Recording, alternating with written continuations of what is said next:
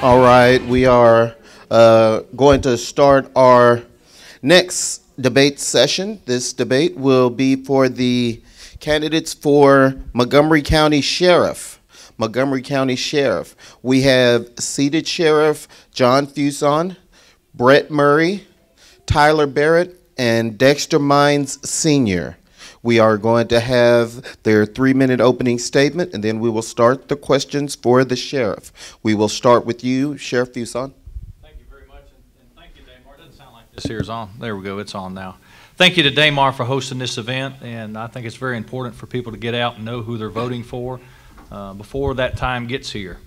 I've been with the Sheriff's Office for the last 17 years, and during that time I've worked in the patrol section for a majority of it, where I became supervisor on the day shift.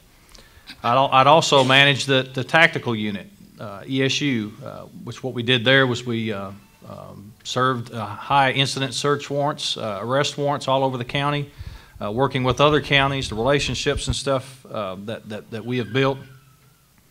I've been a county commissioner elected 2010, and I was lucky enough in December of 2010, after the passing of our incumbent sheriff, Norman Lewis, passed away from cancer. I was selected by the county commission from a field of 4 other qualified candidates. During that time, I began implementing a more defined training and broadening the patrol FTO program. I started the FTO program in the jail. I've also reorganized our outer department transfer process to broaden the opportunities of existing employees, thus improving morale within the department. I've also expanded our SRO program in the elementary schools. We have eight SROs currently right now in that program, and that will be expanded in the future. I've extended and redefined our fleet management program, which has saved taxpayer money. I've also began and finished this is my second $23 million budget. I worked with the Tennessee Department of Corrections also to have more than 200 state inmates moved off of our rolls, which have saved taxpayer money. I reorganized our administrative section to improve our interdepartment relations as well as our relationship with the public. Worked with the Tennessee Sheriff's Association and the General Assembly to improve our meth production laws. And currently I represent the sheriffs from all over the state on a statewide Child Protective Investigative Team, or CIPIT, and I'm currently the co-chairman on that board. The relationships and the time that I've spent with the Sheriff's Office has given me the ideal setting to be your sheriff. As I said a while ago, 17 years of experience garners a lot of respect, a lot of working relationships with not only people within the Montgomery County Sheriff's Office, but within the Clarksville Police Department, EMS, and surrounding law enforcement agencies. I can tell you that respect that we have built and that experience that we have built has helped me greatly in the last 15 months as sheriff. And I plan on expanding on that further to help build the relationships, build the bridge, and help reduce the crime in our county and keep our public safe. Thank you. Mr. Barrett. My name is Tyler Barrett. I'm a longtime member of this community. I have right at 26 years of law enforcement experience. I was hired years ago. When I look back on it, I was hired by Doris Weekly back in the 80s. I worked for him as a road deputy for right at 3 years. After I worked for Doris Weekly there, I went to work for the Belmead Police Department, worked there for 3 years. I currently work for the Clarksville Police Department. I've been working for the Clarksville Police Department for right at 20 years, the last 9 years in investigations, the last 3 years as a child advocacy detective, working child rape, severely abused children cases, and internet crimes against children. With my service with the police department, I've also served on the crime scene team. I've also served as a defensive tactics instructor with a program called RAD, which is Rape Aggression Defense, which empowers women on how to protect themselves. My service with the police department, I was elected to be president over the Clarksville Police Union. I've been president over that union for the last 7 years. When I took the union over, we had 23 members. Now we have 150 members. I'm very proud of our civic work there, where we actually help a lot of underprivileged children. And actually, we've tried to put a new face with the police department, where we actually, with the sponsorship of ball teams and helping underprivileged kids and reaching out to some of those communities where we actually try to get those young children to actually look at the police in a positive fashion. My father was a police officer with the Clarksville Police Department for right at 19 years. Prior to him working for the police department, he was a Green Beret, served a tour in Vietnam. Before that, he actually served with the 101st. My mother worked for Gateway Hospital in the home health and hospice. Both those individuals really helped me see the importance of serving the community and helping the community and helping citizens. I have a wife of 27 years. I'm surprised we've been married for 27 years. I hope she tolerates me for another 27 years. On top of being married, I have 4 daughters. I think that helps qualify me because I'm used to the art of negotiation there at my house with all those women in the house to try to just get along and try to survive in my household. I'm a member of the Hickory Point Methodist Church. I'm a Christian. I'm a trustee at my church. I'm chairman over our pastor parish committee. That's your time, Mr. Barrett. Thank you. Mr. Mines. Good evening, and thank you to Damar and Mary's Music for putting this on. First of all, it's just good to be here. My name is Dexter Mines, and I'm here as a candidate for the office of sheriff. I have a bachelor's degree in criminal justice where I graduated from Bethel University, summa cum laude. I've been to 2 police academies, my first one in Chattanooga, Tennessee, where I was born and raised, and I was there for 2.5 years. The second police academy was here in the state of Tennessee at the State Police Academy, and I worked for the Montgomery County Sheriff's Office for 8.5 years. While in the academy, I was awarded the Leadership Award. I was also a 2005 honoree for the Deputy of the Year for Montgomery County. I am the first and only drug recognition expert for the Montgomery County Sheriff's Office in its history. And I'm also married to Lisa, who's here today, and I'm very proud of her because I didn't think she was going to be able to be here with us as she started her orientation for her master's degree in medical health administration. So I'm glad that she's here with me as well. We have 5 children, one Dexter Jr., also Kenneth Mahogany, and Tara and Victoria. My last 2 children, Tara and Victoria, are cheerleaders at Montgomery Central High School, where they both are on the varsity cheerleading team. I'm also the senior pastor of Community Outreach Christian Ministries. I've been appointed the Central Region Director of Home Missions for the International Church Fellowship, also a member of the NAACP, and also a member and former chairman of the South of the River Outreach Ministries. I am a member of the Tabernacle Christian Board, also a member of the Michael E. Henry Charities Fund, and a board member of the Cunningham Volunteer Fire Department. Montgomery County is an ever-growing county. It's a county that's very diverse. It's a county that's very vibrant, and we have to do everything that it takes to make this county a better county. Our responsibility here and what we're talking to you about today is how do we keep our county as safe. We've heard what the mayor say. Now we're going to tell you what we're going to say as what it's going to take for us to make this county safe. Thank you. Mr. Murray. Thank you. First, I would like to thank Damar, Mr. Jennings, for this invitation to appear here today. Is this working? Okay. I am Brett Murray. And I'm seeking the office of sheriff. I graduated from the FBI Academy in 1989, and I was assigned directly to Clarksville. Since I've been here, I've had multiple opportunities to do a voluntary rotational transfer to other places within the domestic United States, and I've chosen to stay here.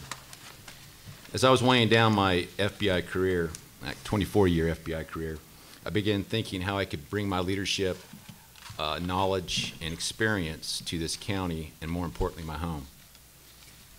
So after long thought, consideration, I decided to run for the office of sheriff. I was a senior resident agent assigned here. Not only was I responsible for Montgomery County, but I was also responsible for our 6 sister counties and Fort Campbell. I have been the lead FBI agent on some of the most violent and complex crimes in the past 2 decades here in Montgomery County. Through my leadership and ability to organize and manage these complex matters and crises, I was able to bring it to a quick resolution. During my FBI career, I have obtained some of the most advanced law enforcement training in the world. I was a member of the FBI SWAT team for 19 years, as well as 13 years on the evidence response team. I have received numerous awards for investigative excellence, and here just recently I received the highly coveted Excellence in Law Enforcement Award from the United States Attorney's Office, and that was for actually a local investigation into public corruption. I have extensive experience investigating all criminal violations such as counterterrorism, international terrorism, domestic terrorism, violent crimes, drugs, gangs. Early in my career, I was a drug gang agent. I participated in numerous major national investigations as well as local investigations.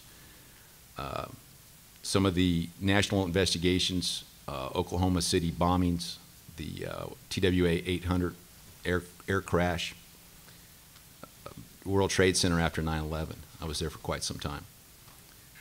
I've also, within this community, been the lead FBI agent on the Baskin-Robbins murders, Taco Bell murders, First American Bank extortion, Hassan Akbar, which was the 101st soldier, and the kidnapping of 9-year-old Jackie Beard. Prior to becoming an FBI agent, I was a regular Army infantry officer. I served honorably for approximately 4 years on active duty, where I attained the rank of captain. I have airborne jump master. That's your time. Okay. We will now begin the questions for the sheriff candidates, and there will be a 2-minute and 30-second response time, and then we will go to the next candidate with 2 minutes and 30 seconds to rebut and answer the same question. We will begin with Sheriff Fuson. What are the top issues facing the sheriff's office? Well, that's a good question, and I know we heard the last round when the mayors were up here about our growth, and I would have to say that our growth is a major concern for us, trying to stay ahead of our personnel needs and resources to do the job that we need to do. We've grown quite rapidly, and with that comes problems that you have for law enforcement. Investigating crimes, deterring crimes before they happen, having the resources on the street to break up that chance for criminal activity to happen, and having the resources in your agency to investigate those crimes when they do, to where you can bring those suspects to justice. Drugs is a big problem here. I'm not sure what the number is, but I would venture to say that better than half of the people that we have in our jail now, their charges are tied to drug activity. Drug activity leads to thefts and burglaries, things of that nature. Methamphetamine in the state of Tennessee, of course, as most of you in here know, we've been #1 for the last, well, since 2010. Right now we're teetering back and forth with Indiana on meth lab issues here in Tennessee. Prescription drugs is also a big problem. As you've seen in the news, probably, it was last night on the news, it was in the paper this morning about the governor wanting to get down on the prescription drug problem. It's a very big problem here in Tennessee also. Those are the major concerns that I see, but the big thing is managing those with the personnel and the resources that we need. We have shortfalls in our patrol section by approximately 12. We have shortfalls in our criminal investigation section by approximately 4. We have a 21-man shortfall in our jail right now. And civil process, they're doing good to stay up with the process that comes out of the courthouse, as is criminal warrants with the criminal warrants that are being issued. So those are the major tasks that we have. We have to operate with what we have within our budget from year to year, but this growth does hinder our ability to do that if we don't have the personnel or the resources to get that done. We look inside, we reorganize, we reset the plate to try to get more people where they need to be, and we've done that in investigations, which we've increased our crime solve rate by 12% by just doing that one move right there. And I'll continue to look at other moves to help get that better in the future. Thank you. Mr. Barrett. The two major issues I see, one of which is residential burglaries. Mr. Fuson at a previous debate was talking about felonies being way up. A lot of that is residential burglaries. Residential burglaries is something 10 years ago with the city of Clarksville where we were very undermanned. We ended up implementing some things like 12-hour shifts, which actually give us a 12-hour shift splits your department in half, and it actually gives you at any given time a chance to use half of your officers. They have an opportunity for overtime. They also have more time to actually spend with their families. And we actually use that where it's more expensive to actually add people to the ground, and we were able to actually supplement places when we would have spikes in crime. We would actually send extra officers to those spikes and attack that crime.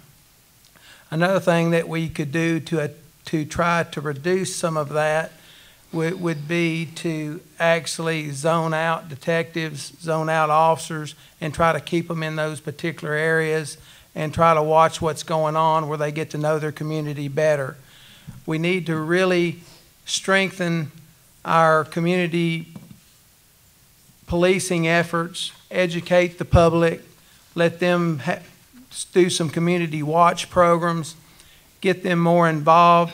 We just recently out in Fredonia ended up having one of our citizens actually was watching, ended up seeing a guy actually that wasn't supposed to be at a house, chased him down, tackled him, captured him, and waited for the sheriff's department to get there. You don't want them to do that, but it was good that they were watching and making that kind of effort. Another problem we have is actually drugs.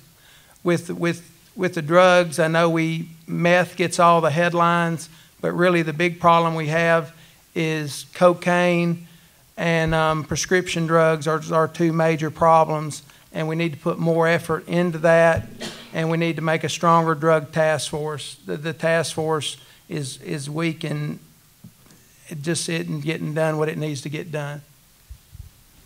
Mr. Mines. 26 to 38% rise in call volume for the Montgomery County Sheriff's Office.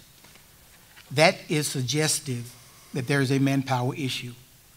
As the sheriff has already said, they are short 12 patrolmen, 4 criminal investigators, 21 personnel in our jails. That makes it very obvious that manpower is the issue. One of the things that I did not hear is that they're not short of command staff. We have to make sure that we're doing the things necessary to make our county a safer county. It's beginning to be unsafe because we're doing the wrong things with our money, with the way we restructure, with the things that we're doing internally. We've had one deputy who's been shot at several times while pursuing a fleeing vehicle. How close was his backup? Wasn't that close. That's a manpower issue. You compile that and make it more complex when you talk about drugs, you talk about meth, you talk about bath salts, you talk about medical marijuana. You compile all of these things. And so when you talk about a major issue, the major issue is manpower. And it becomes, how do we get these things fixed? We heard our county mayors sit here talk about $340 million in debt.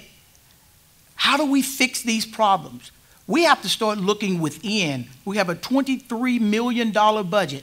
How much of that money is going toward positions maybe we didn't need? Chief Ed Patterson, when he left, it took, in my personal opinion, 3 people to replace him. They replaced him by a chief deputy, and then they replaced him by 2 assistant chief deputies, which we've never had in our county. Ladies and gentlemen, this is beginning to be an epidemic because of manpower in our sheriff's office. And we have to fix that. On top of that, we also have a gun violence issue. Notice what's happening in our streets.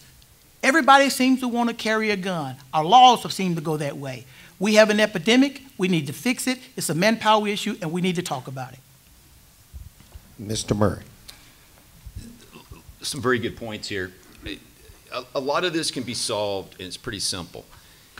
If you have strong leaders within your department, you're going to solve a lot of these issues. And you get back to having strong leaders with a lot of experience in the right positions at the right time, and you will have a reduction in crime. It's not that hard to figure out. If you have a crime issue, and you figure out what the crime issue is, if it's meth, if it's drugs, whatever, prescription fraud, I can go on and on about it. You focus on that, and you dismantle it. So I've always been a proponent for task forces, and I know you hear this word task force. I've worked on some very successful task forces. And if you want to target criminal activity, say gangs, drugs, interstate transportation, stolen property, that could be burglaries with the drug addicts taken to Kentucky or back, you can bring in a litany of organizations to help you. And the one thing that I have learned as an FBI agent for 24 years is this. We are here, the federal government was, to help the community. I'm part of the community. I've been here for a very, very long time for a reason. I like it here. I stayed here. Bring in people you need that have the expertise to be able to address the crime problem. And you will dismantle the gang. You will dismantle the drugs. You will dismantle the meth. You may push them into another county. The good thing about what I've done in all the years I've been here is that I have outstanding relationships with all 6 counties around here. So if they're having issues, we're not in a vacuum. This stuff will bleed over to Montgomery County. Montgomery County bleeds over to Stewart County, Robertson County, Cheatham, I can go on and on. Those were all my counties. I know all the chief of police. I know all the sheriffs. I worked for 24 years with these people. We understand what the problems are. Let's just go after and get it. I mean, just go get it. It's not that difficult to do. And like I said, it starts with leadership at the top and works on down. And every organization has probably more people on the top side than they do down where it really matters. And where it really matters is deputies out in the county. Get them out in the county. If they get out in the county and talk to somebody, and they stop and talk to somebody on a lawnmower, say, hey, I'm deputy whoever, and here's my card. If you have any suspicious activity out here, what's going on, this is where I am working. Thank you much. Question number 2, we're going to start with you, Mr. Barrett. Is the sheriff's office prepared for the safety concerns that come along with being one of the fastest growing communities in the country? No, we're not. To address the safety concerns of Montgomery County, we must have a collaborative effort between the Clarksville Police Department and Montgomery County Sheriff's Department. We must set aside petty political differences and put the citizenry first. The 2 agencies will never meet their full potential until we're all on the same sheet of music. The potential is always there for a major disaster. We should strategically plan for all sorts of potential problems. The sheriff should have a better relationship with all emergency agencies to make sure we are prepared. We need less telling and more asking and sharing of ideas. The sheriff's opinion is not the only opinion that should matter. We must have a mutual respect for each agency and a better communication to understand what their capabilities are when the time arises. Our county needs more joint training with all agencies to prepare for as many possible emergencies as possible. Mr. Mines. The simple answer to that question is no. They're not prepared. They're not prepared because they don't have the people to be prepared. When you heard our mayors talking about, in essence, talking about going metro and these things, I'm not an opponent about going metro. I'm not there for that yet. But what I will say to you this is that crime doesn't have boundaries. And when the 2 agencies, particularly on the leadership level, are not talking, they're not doing the same thing, it makes no sense. We're spending money, we're sending 2 sets of money in the same place, but we're not accomplishing anything. We're not prepared for it until we change. Montgomery County is reactive. It needs to be proactive. That doesn't mean that we have to put the two departments together, but we have to work together. This is about a team effort. Everybody is affected when crime happens. Everybody. Not just Montgomery, not just the citizens in the county, not just the citizens in the city, because some of the people who commit our crimes, they live in the county and they do their crimes in the city, or vice versa. We're not prepared for that. And until we sit down and we have a collaborative effort as to what we're going to do to attack this crime, we will never be prepared. I heard Mr. Murray say that we need to have our deputies meeting people on lawnmowers. Well, I work for the Montgomery County Sheriff's Office. We're not in these neighborhoods enough to be getting to know the people. From one day to another, I might be working out in St. Fango, I might be working out in Woodlawn. From the next day, I may be working out in Highway 48. How do I get to know these people? Because we don't have the manpower. We have to shuffle people. We have to do this as a team. When we put resources together for the betterment of our county, then we're making progress. We can't make the progress if we don't do things together as a team. Mr. Murray. We're talking a lot about manpower. Like I said, once you get in there, and I don't know if we're prepared or not, I'm not going to say anything about that. I have worked with the Sheriff's Department for multiple years, and I have utmost respect for the Sheriff's Department, to include Clarksville Police Department. And I've worked some of the most major crimes with that department, to include the Montgomery County Sheriff's Office. My relationship with the Clarksville Police Department is beyond reproach. The one thing that will happen or occur if I become the sheriff of this county, we will work with everybody. It doesn't matter if it's from the DEA down to the smallest department in one of our sister counties. That will happen. And if there's any insinuation that this is not occurring here within this county, it's counterproductive. There are resources the city has, there's resources the county has, and you put both of those together, we can be prepared for whatever may occur. That's where you get strong leaders once again. If something happens in this county that is significant, trust me, I've been there. That's my entire career has been on crisis. We will resolve it very quickly, or we will prevent it from happening, period. And that gets back into talking to somebody on a lawnmower. We can make that happen. Now, I guarantee you one thing, as the sheriff around here, you will see me out in the community. I'll get in a marked unit and go out there and talk to people. They'll know Sheriff Murray, period. I want people to talk to me. I want them to talk to my deputies. I want to know what's going on. And the way you are proactive is to do exactly that, is to get out and talk to people. It's amazing what you'll learn when you talk to them. Go out in the county. Yeah, I saw a white car 3 times. Oh, that's the white car we're looking for. Get out there and engage. Another thing that we've kind of glossed over is that there is a huge fort sitting in our backyard.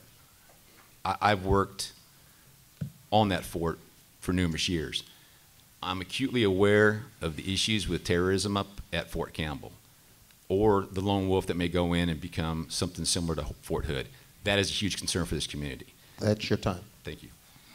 Sheriff Fiesel. Thank you. I know we've heard a lot about, what would be done, reaching out to the community members, talking to them, having meet and greets with neighbors and neighborhoods, as if we're not doing it. We're doing that. We're meeting with the homeowners associations in their neighborhoods.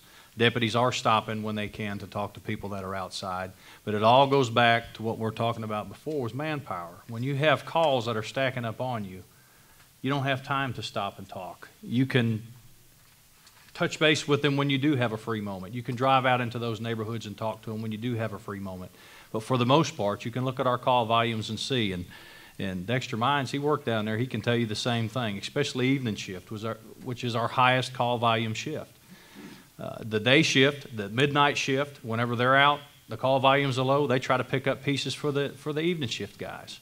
Our criminal investigators are zone assigned. They do work those crimes in those areas, and they do put pieces together. White cars, older scruffy bearded guy breaking into a house. They put two and two together because they work those zones. They put the pieces of the puzzle together to investigate these crimes, and that's why they're so effective. You go back to manpower is the biggest issue on that front, but we do the best with what we have, and our numbers prove that.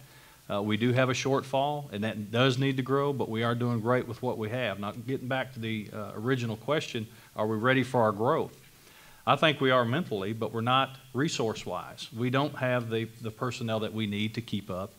As I said, we're keeping up with the training and what equipment we do get to educate the deputies that we do have to meet the trends that are happening here in this county. Now, it takes 11 people on the county commission to approve a budget. The only thing that I can do, this is my second budget cycle right now. If I don't get what I need during that budget, I can just reiterate the importance of the things that I'm asking for in the budget based on facts, based on numbers. The only thing that can go from there is if the commission decides not to fund it, then I won't get the 11 votes to get it funded. So I have to go right back to the drawing board with what I have. And that's what we've done for years. But I continue to work on those relationships to get the funding we need and the resources and put them into the places that we need. Thank you. Thank you. This question will be directed to Mr. Mines for the first response. With the shortages in student resource officers and plans for new schools, are Montgomery County students as safe as they should and could be? Thank you, Mr. Jennings. I think that's a great question. And again, my response to that is no.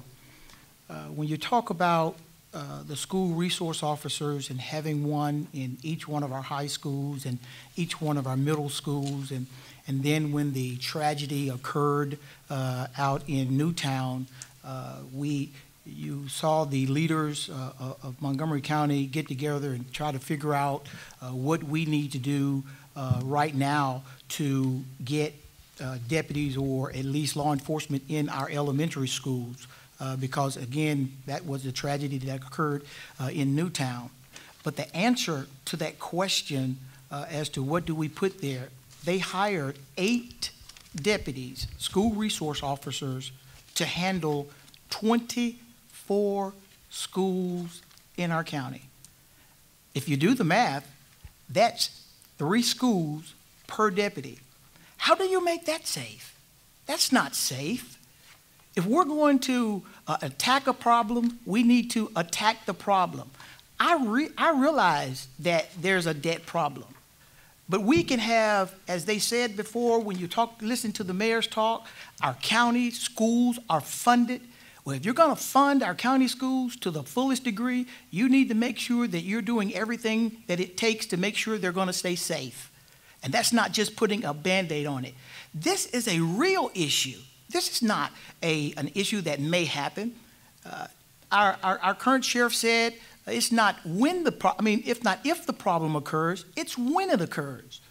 I spent 24 and a half years serving this great country. I retired from Fort Campbell. And as Mr. Murray alluded to it, Fort Campbell, there is a problem that's going to occur at Fort Campbell. I honor the men and women who serve our country. But some of our young people are coming back. They've seen some horrific things, and then they got to come back and they got to deal with everyday life, and we're not prepared for that. When it happens, and whether it happens in our schools or whether it happens on our streets, we're not prepared.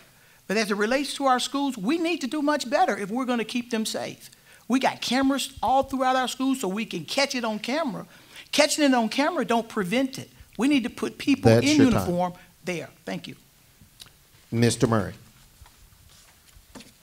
This is really a good question. It's when you're dealing with so many schools, so many students, and as Sheriff Fuson has mentioned about the manpower issues, you come up with a problem about securing schools. Now, I've known some very successful resource officers out of the Memphis area, and it goes from elementary up to high school, and I've talked to a lot of SROs over the course of years.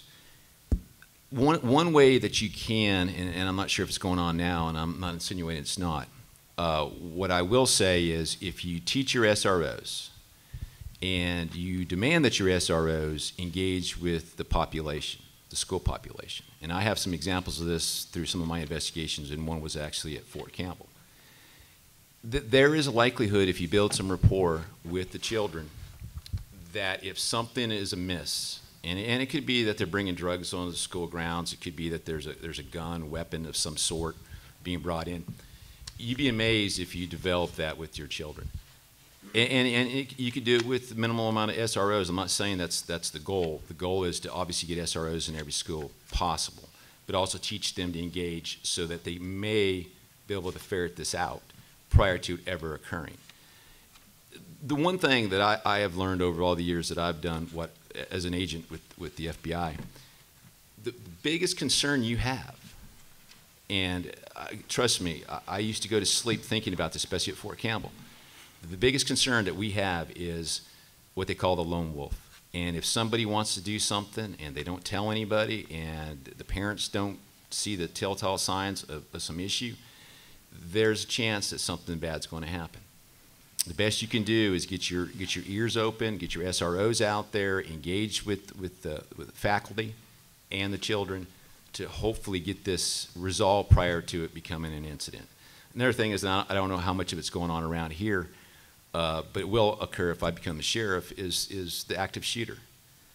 If it does happen, and you do have one of these lone wolves, and you don't catch it, we want to minimize what happens, period. So active shooter crisis management is paramount.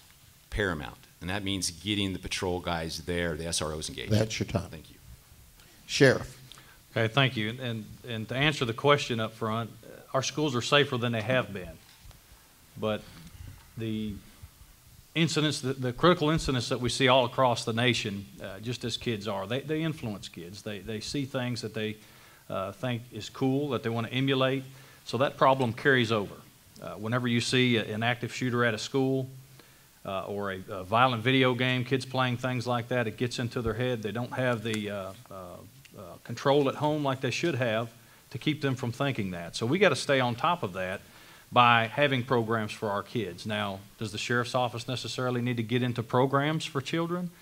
I would say if it helps us on the back end, yes. But again, where's that money going to come from? We have to work with our state and federal partners to help get grant funding for that. And there is some of that out there, but it takes a lot of digging, a lot of looking. But those are drying up also. Federal and state grants are drying up all over. And local, it's going to end up right on the local governments, which you heard a while ago in the mayor's debate that there's no money to be had without raising taxes. And we don't want to raise taxes. We want to operate within the means that we have, reorganize the staff the way we need it to get things covered. But as far as the SROs in the schools, we've got one in every high school and every middle school right now currently. And those guys are very active in the school. They're very involved with the children personally. But you also have to keep that professional edge on that relationship there. They're very busy in the high schools, very busy with drug activities, assaults, fights, kids bringing guns to school, knives to school. We just had one that we did a parking lot check that went national over a knife that was in a car. These are policies that we have in place to prevent things from happening in our schools, and we enforce those.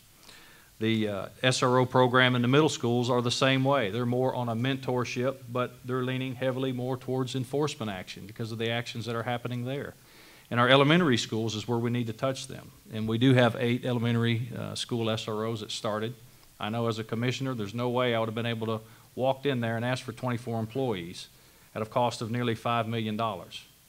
That wasn't going to happen. You have to take little bites off that apple.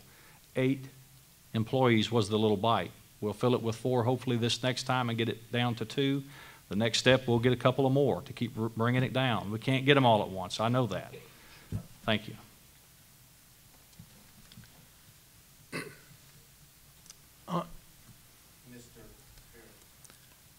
On the issue of SROs, if I had been sheriff when Mr. Fuson received the 8 positions, I could have used those same funds, and I feel I could have put SROs in each and every elementary school by making them part-time positions. That doesn't mean that we would have had a car in front of each and every elementary school. The officers would have actually went directly to the school, checked in there. We would have actually used retired police officers and retired deputies to do so. I've already made contact with several retired deputies and retired CPD officers that would be more than willing to go in and help us get our elementary schools secured. Now, we may have still fell a little short in the funding, but we definitely would have been a lot closer than where we are currently. If you make the position a part-time position, of course, you don't have to pay benefits. You don't have to pay them when the schools are out, and you just basically have them there when the kids are there to make sure the kids stay safe. And I think that would have been the responsible way to go. So you could have at least, if you could have funded, if you could find the funds to fund 12 full-time, then you could find the funds to fund 24 part-time. I think that the SRO program could be stronger if we had extra responsibilities inside the high schools and middle schools. There's a thing called a RAD program, Rape Aggression Defense for Women, that actually teach women how to defend themselves against sexual assaults. In that same program, they have programs for children, teaching children how to fight off an abductor and how not to be abducted. There would also, I feel, there's a need currently to teach parents and kids on how to defend themselves from these predators that are continuously preying on our children with the cell phones and with the child pornography and those types of things. I think with all that type of training, it would actually make our children safer, and we could do a lot more with our schools. Thank you much. This question will be asked to Mr. Murray, and responses. How will you fight recidivism? Well, that's a good question. Yeah, and I don't know what's going on now over in the jail, and I know there's a lot of programs out there and available for inmates if they want to embrace the program to hopefully get them off of whatever brought them to jail the first time. A lot of it's drug related, as we've talked about today.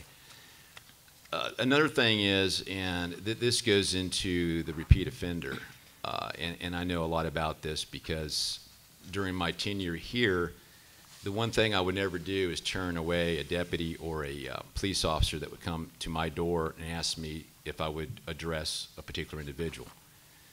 A lot of times the individual may have been a repeat offender on numerous things, and they may have gotten something they think that the FBI could possibly go after them on in order to get them out of the community. We have stiffer guidelines or stiffer penalties in the federal system to take them from here, and one thing they don't like, and this is the offender, is the idea that they're going to federal court. You take them out of their comfort zone, you move them out of the county, they go to prison, they're away for a long time. What I used to do, I would have to, and because of my reputation with the United States Attorney's Office as well as the FBI management, I would be able to take a lot of these offenders, repeat offenders, basically the thorn in the side of the Clarksville Police Department or the Montgomery County Sheriff's Department, and make it investigate them, make a case, take it to the United States Attorney's Office, and they're no longer part of our community for a very long time. That's one way of doing it, and that's just going to take, obviously, interaction with the appropriate authorities in order to do that. Thank you. Sheriff. Thank you. And that is a great question. And again, the whole thing comes right back down to what the local government is going to have to pay. The state, as most of you know, the per diem for every inmate that we house for state inmates is $37 a day. Our actual cost is about $72 a day. We're already upside down on what it costs to house the state inmates. The other inmates that are sentenced to 11 months and 29 days will have at either the workhouse if they can work, or in our jail. And the programs that are available for them, a lot trickles down from the state. But again, as I said a while ago, that money's drying up from the state and federal government. It's a lot of turn down money. And then it is the manpower, the logistics of actually putting people into a cell, classroom type setting, to give them training, to help them get jobs when they get out, or other programs that are out there. Just the books, the equipment that it needs to have a classroom type setting, if that's what you were trying to target. The biggest reason why they're committing crimes is they don't have a job, they can't get a job, or they're hooked on drugs, is the biggest problem that they're in there now. So what you need to do is put them in drug programs or put them in education programs to help them get educated where they can get a job when they get out. So those are two areas right there that would help greatly if you had the resources to do that with, if you had the teachers and the equipment, if you had the personnel or the logistics to just put that together. That's the biggest thing that we'll have a problem with. As I told you a while ago, we're 21 employees short in the jail now. How can you logistically cover that if you're that short? Now, I said also earlier that I've moved more than 200 of the inmates back onto the state, and that's where they want to be because they know they can get those programs at the state-run prison. Now, I don't want to sit here and tell you that we're responsible for retraining these prisoners, because we're not. We're not in the rehabilitation business. We're in the incarceration business. The state is in the rehabilitation business. If we did have the resources and the personnel to do these things, it would be beneficial to us and we would do it, but we just don't have that. So that's about the only thing I can say about it. Resources and money is what it takes to do that, but it would be effective if we had it available. Thank you. Mr. Barrett. The state of Tennessee over the last 20 years has reduced funding for our mental hospitals by about 80%. With them reducing this funding, there's no place for a lot of our mental patients to be.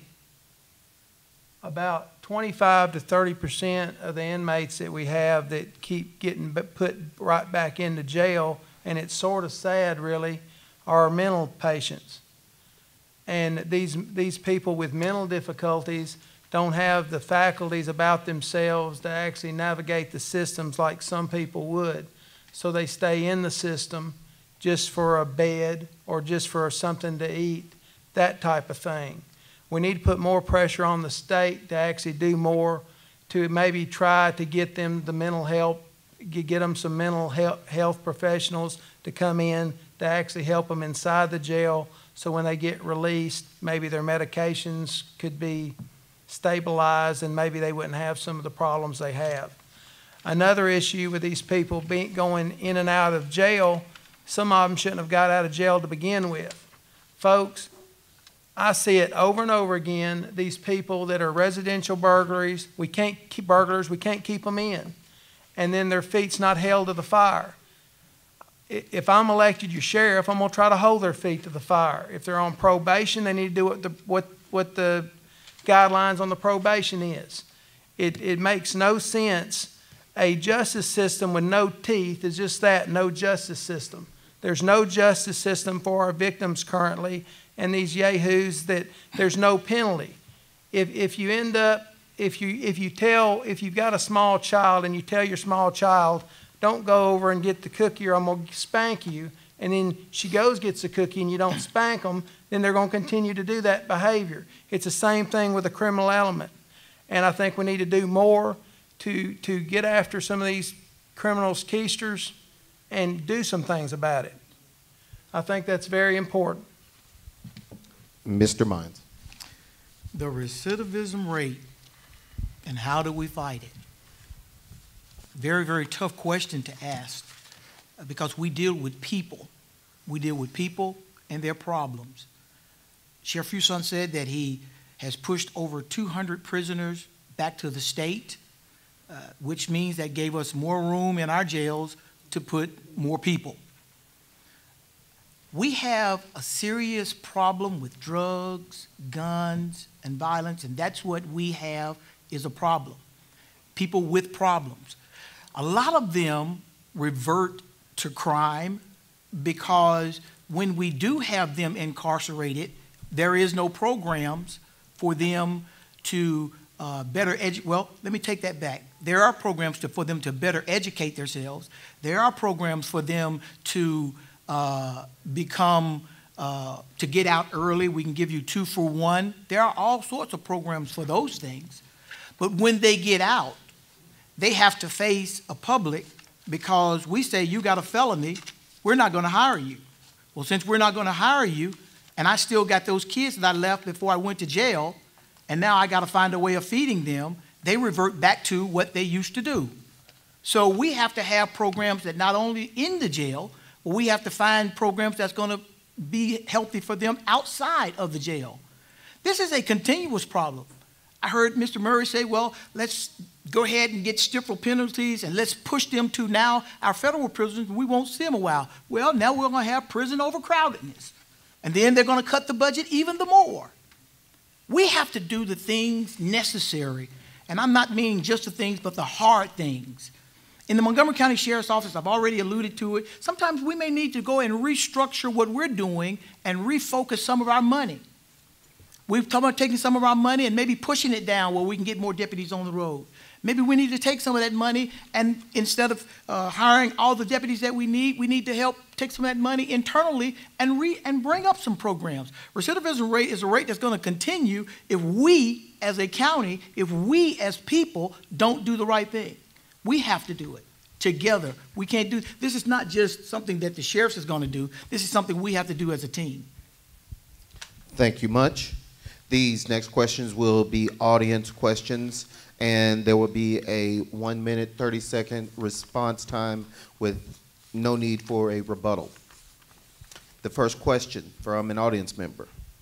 Has any of the candidates been detained, arrested, and prosecuted for any crime? We'll start with you, Sheriff. There is, a while back, I was picked up. I was out with a friend drinking. He was arrested for driving under the influence. I was charged with public intoxication. Went through the court system, had it all taken care of, and that was it. That was the first and only time that I had been in trouble with the law. That was back in 1990, 91, back in that area. As a teenager, just out of high school, you know, you do a lot of things. You drink alcohol, you go out and party with your friends. I was one of the lucky ones. I got caught. I don't know how many in this town that haven't been caught. We've seen people that have been in accidents due to alcohol, killed, families killed. It's very tough for me to have to say that, but I'm going to be honest. I was arrested for public intoxication, but I've learned from that. I'm not ashamed of my past. I'm proud of it because it made me who I am right now.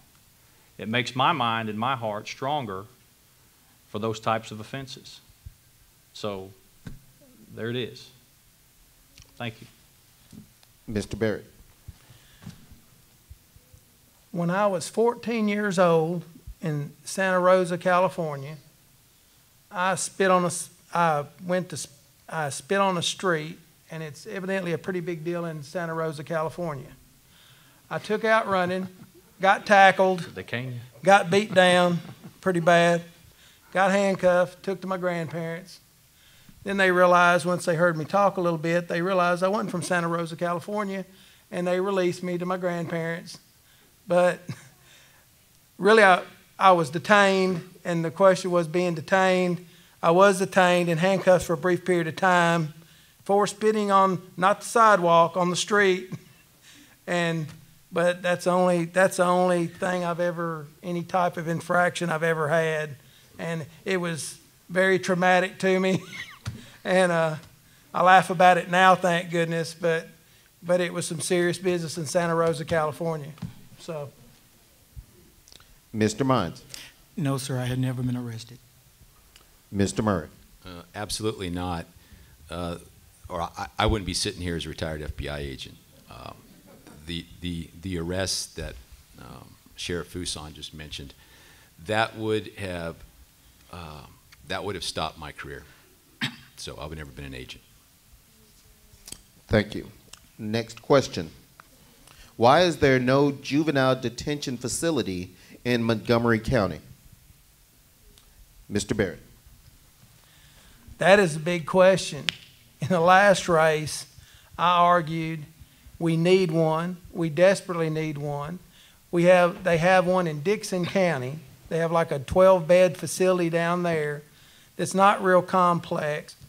What I suggested in the last race was us to shut down the county's workhouse and actually move it into the old jail and actually try to turn that into actually a detention facility and make it a multi-purpose facility where we actually run a boot camp, actually try to start a program where if some of these misguided youth got through the boot camp, where we could actually get them in a job training program, get them in a police athletic league, try to get them some positive influences and get these young men turned around. We currently either incarcerate them or throw them back on the same street corner and act surprised when they're involved in a drive-by shooting. We have to do more to try to help our youth and get them off these streets and stop them from being recruited by these gangs. Mr. Mines. Again, I think that's a good question. Why don't we have one? I think we need one here in Montgomery County. We currently transport the juveniles that we have that are being detained to Murray County. Actually, we'll take them to Exit 40 and then they'll meet us and take them further on to Murray County. We should have one here. I believe that in the juvenile justice system that the system is set up for rehabilitation because I don't believe that a child is lost if we put our best effort into them. But I think that they need to understand that there is a consequence for their actions. If you or I, as an adult, was to maybe hit our wives or our family members or something like that and were arrested for domestic assault, a child, if they did that, they would get a relative call and they probably would never do that. They need to hear those doors locking. They need to understand that. There's a show that's called Scared Straight. Scared Straight is a great show, but now the young people see that and they know that the end result is I get to go home. We need to have a detention center here. Not only can we fund it with the money that we're paying to Murray County, we can fund it we can put that money here. Not only can parents have to travel to Murray County to see their child, they can come right here to Montgomery County to see their children. We need a detention center right here in Montgomery County. Mr. Murray. Thank you. As you were just talking about, Mr. Mines, I believe transporting them to Murray County and using their juvenile detention center does slam the door on them. I think they do understand that they've been removed from Montgomery County, they are in Murray County, and they are in a detention center. The question is, do we need one? First, you're going to have to look at the funding, the money. Do we need one? If that's the case, and if I'm the sheriff, I will fight to get one, get the money to get one. It's very difficult to say right now to say, yes, we need one. You need to study this. It's not something that be taken lightly because it's a very expensive proposition. But I'm not saying we don't. What I'm saying is I will assess that, and I will make the best decision for this county. Thank you. Sheriff. Yes, I said in the last debate there at Austin P, the same question come up, and it is a cost analysis has to be done before you do something like that. As for what Montgomery County needs, right now, we don't need one here for us based on the numbers of the juveniles that we have. It would be great to have that, to use it as a rehabilitative tool for juveniles in Montgomery County, but it wouldn't be cost effective, as Mr. Murray just talked about a while ago. The cost of managing something like that, staffing something like that, would be very high, and it's not on the priority list as far as I understand with the numbers that I've seen within the last year. Now, does that say if in another year we might not need it? We don't know, depending on what we do with our crime and our crime rate and the way that we attack these juvenile crimes and treat and train our juvenile offenders. We won't know until that time gets here, but could we use it to, like Murray County does, farm in some more people? I don't think we need to get into the juvenile detention center business. I think we need to get what we need here for Montgomery County. And right now, based on the numbers that I've seen, we don't have the numbers that would sustain that. So it wouldn't be a very good cost-effective thing to do right now. Thank you. Thank you much.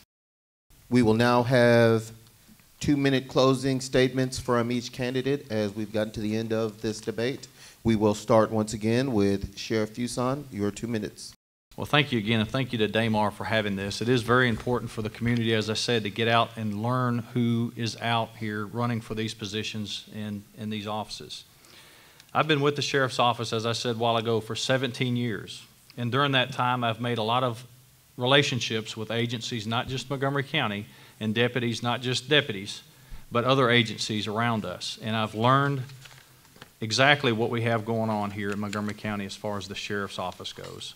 I know what the capabilities of the employees there are. They know me. We work very well together. We work well with the agencies around us.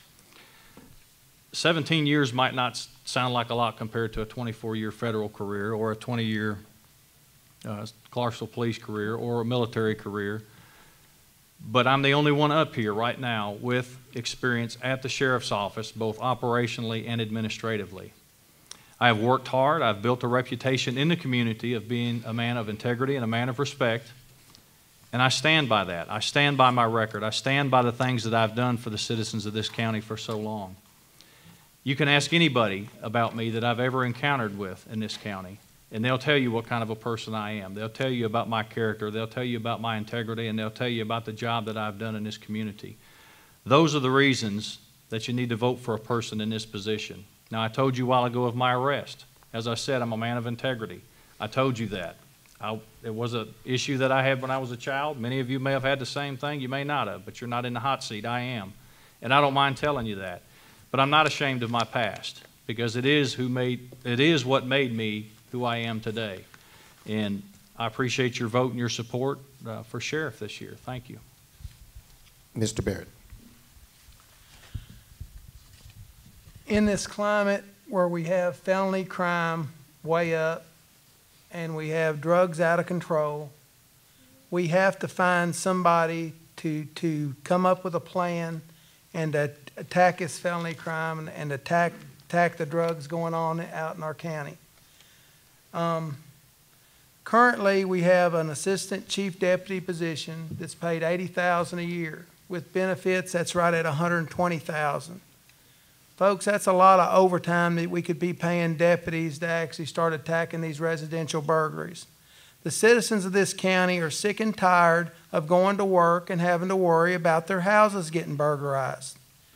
Now, to try to go back and clean up the mess, that's just it. It's when we've got there's a better chance of a citizen going and catching the burglar burglarizing the house than there is an investigator making the case currently. I think something's got to give.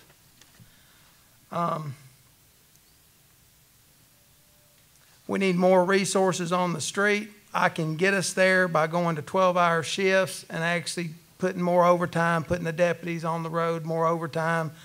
Officers are all into when 10 years ago when we offered the overtime, officers were all over it because they could take home some checks and help with Christmas and holidays, the whole 9 yards, when they would actually take that home.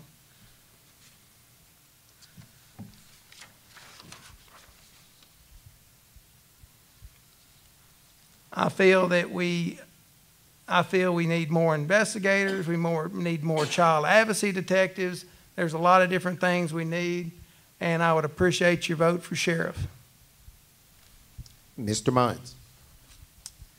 As you've heard us talk here this evening, you can tell, if you've really been paying attention, that we have a large mountain to climb. We have issues with budget. We have issues with manpower. We have issues with drugs. We have issues with recidivism rate. Our schools, we need to keep them safe.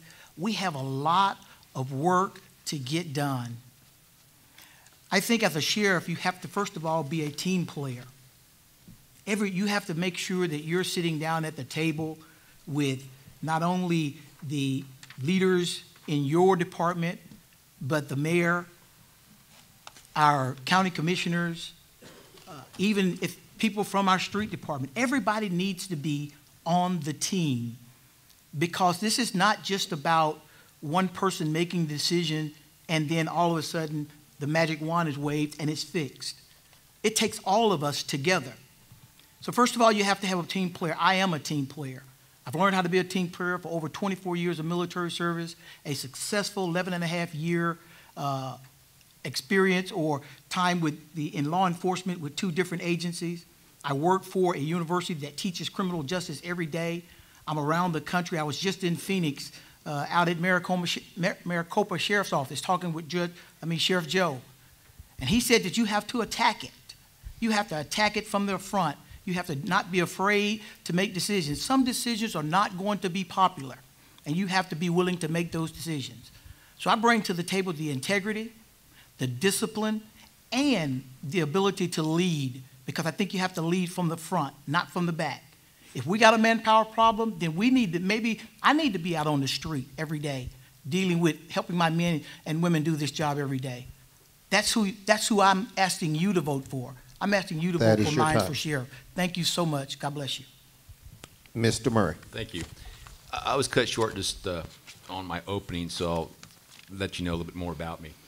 I was a graduate of the New Mexico Military Institute, where I was commissioned a second lieutenant in the U.S. Army Reserves. I was 20 years old at that point. After I attended the highly respected University of Texas Business School, where I have a degree in business management. If you want a safe Montgomery County, and if you want someone who's going to be there and lead during a major crisis, and it's like some of my other candidates have alluded to, it's a matter of when something happens. We're going to try to prevent everything we possibly can. That's what I've done for 24 years. But if it does happen, I will be the guy that will lead us to where we need to be.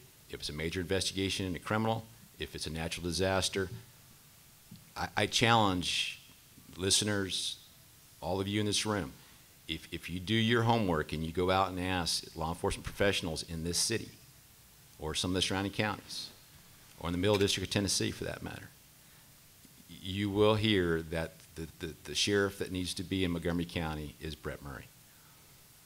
I have led soldiers in the U.S. Army as an infantry captain. I've been employed by an organization that is synonymous with integrity and excellence in law enforcement.